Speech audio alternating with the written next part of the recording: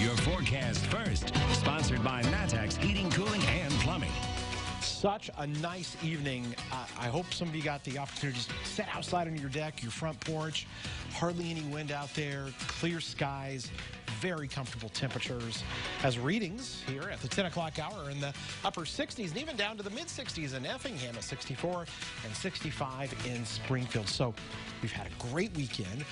A nice start to the week, but those temperatures are going to start to creep up a little bit more starting tomorrow as we hit the mid-80s and even more by the end of the week. We'll talk about thunderstorms and when those will be returning to the forecast when we come back.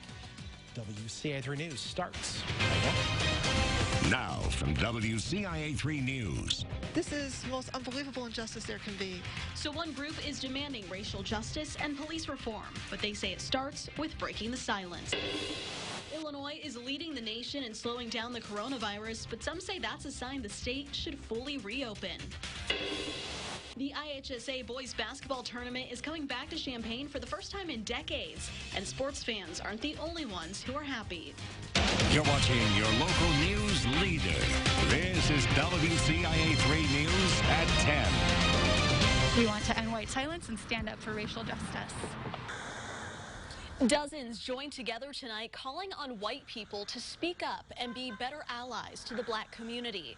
Good evening, I'm Jessica Coons. A vigil was held outside of Urbana's city building. WCIA3's Jen Lask was there. She explains what the timing of the vigil meant.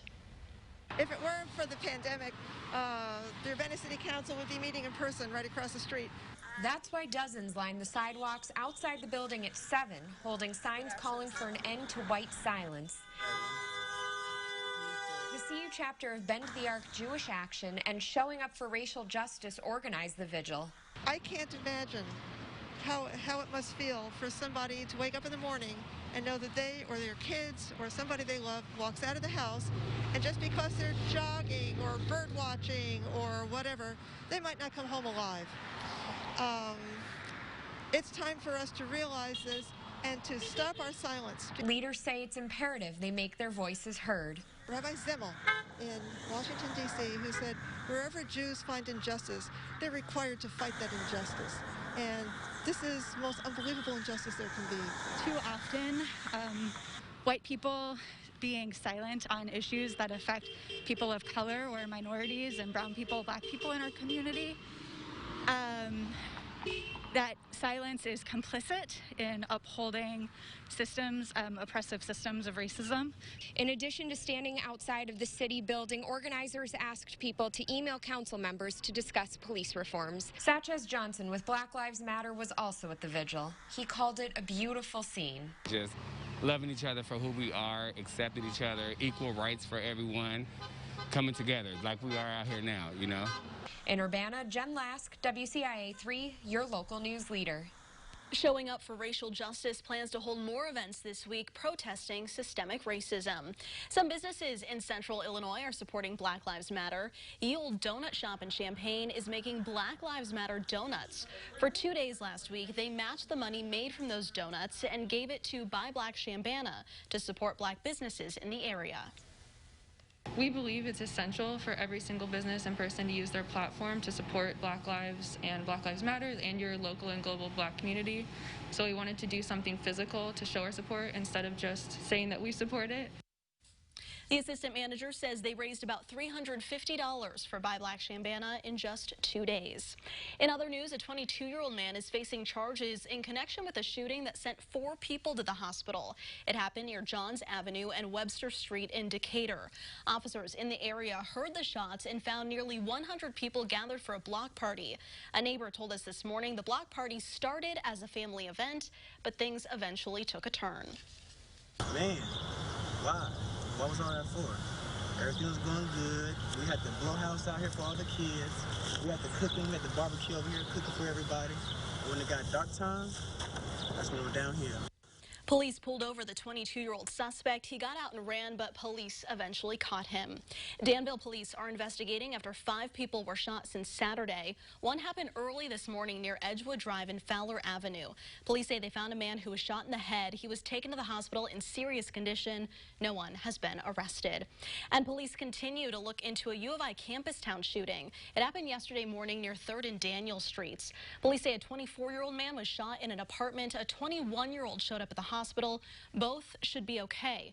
While investigating, police arrested a 19-year-old who had over a pound of pot, a lot of money, and a stolen gun. His involvement is under investigation.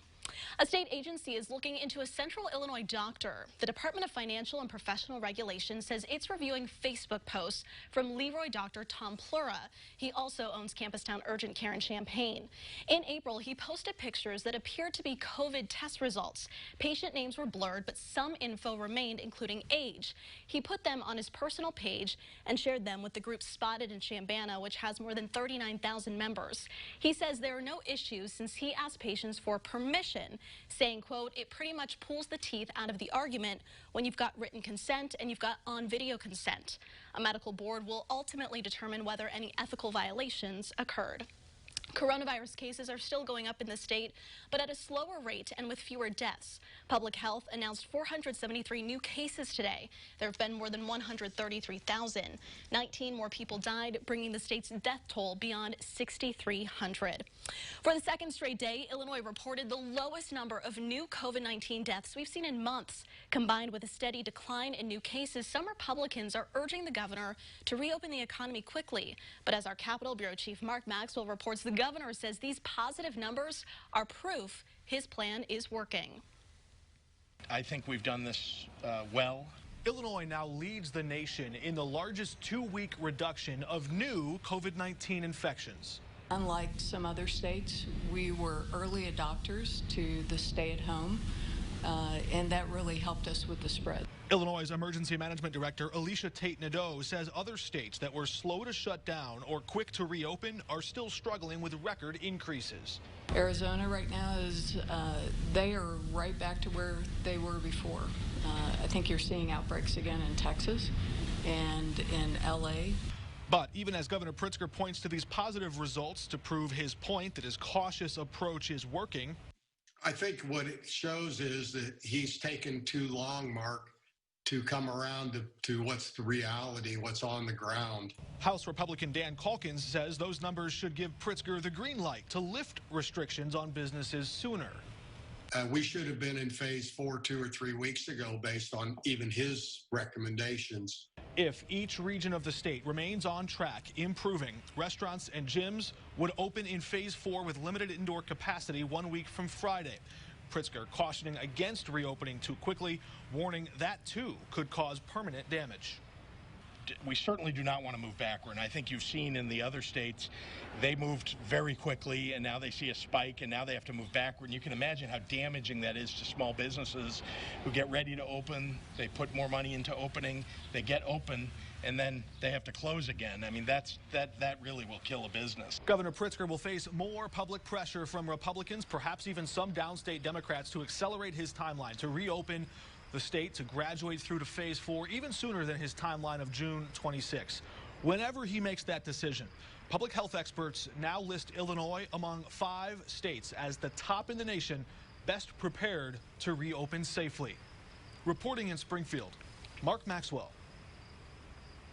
6 of the 7 states to join in the Midwest Coalition of Governors are all showing declining cases of COVID-19, even as many of them increase the number of tests.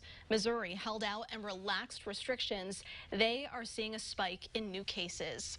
One county is giving businesses a hand. What could help them with their electricity bills? Plus, you should always keep your eyes on the road, but keep them peeled for this slow-moving animal. And later, huge news for Champaign-Urbana, the IHSA boys basketball tournament coming back to State Farm Center, why the executive director says it was time for a change.